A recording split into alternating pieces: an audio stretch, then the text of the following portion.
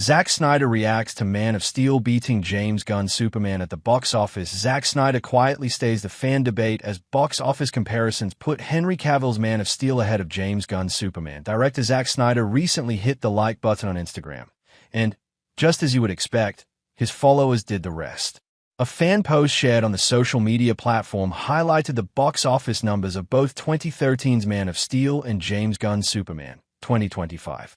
And, of course, once Snyder's name appeared in the liked by section, the real fights between the two fan groups began. Superman, 2025, starring David Corenswet, completed its theatrical run around 2 months ago now. It pulled in a strong $615.2 million worldwide, according to the numbers. U.S. audiences bought the most tickets with a $354 million box office haul, landing it as the 73rd highest-grossing movie in domestic history. Pretty impressive, right? Overseas viewers, however, contributed only $262 million, which is a noticeable gap from the domestic total, but still impressive for a franchise relaunch. With a reported production budget of $225 million, Superman needed to clear round about $450 to $562 million globally to be considered a financial success, although James Gunn disputes those numbers. Thankfully, it soared past that target, leaving Warner Bros. Discovery smiling with projected theatrical profits of about $125 million. That probably explains why the studio has fast-tracked a sequel, Man of Tomorrow, for next year, aiming for a July 9, 2027 release date. Of course, fans instantly compared the film to the previous live-action Superman movie release. Henry Cavill's Man of Steel, directed by Zack Snyder and produced by Christopher Nolan, arrived in 2013 and marked the beginning of the darker and more serious DCU.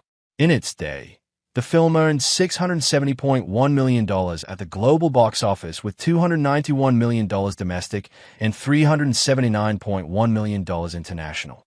Ticket prices were lower in 2013, too, which means more people actually left their homes and went to see it during its run. That viral fan post Snyder pointed out the difference in attendance quite dramatically.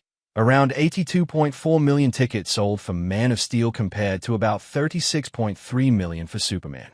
Of course, audiences attended movie theaters more often back then. But inflation also changes the picture. When adjusted for today's ticketing climate, Man of Steel jumps to an estimated $798.2 million worldwide, with some analysts placing it even higher at roughly $868.2 million. Despite that bigger theoretical number, reports at the time suggested only $42.7 million profit for Warner Bros. Although that seems to make less sense when you think about it.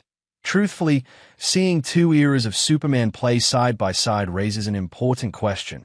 What do audiences look for in a live-action Superman movie?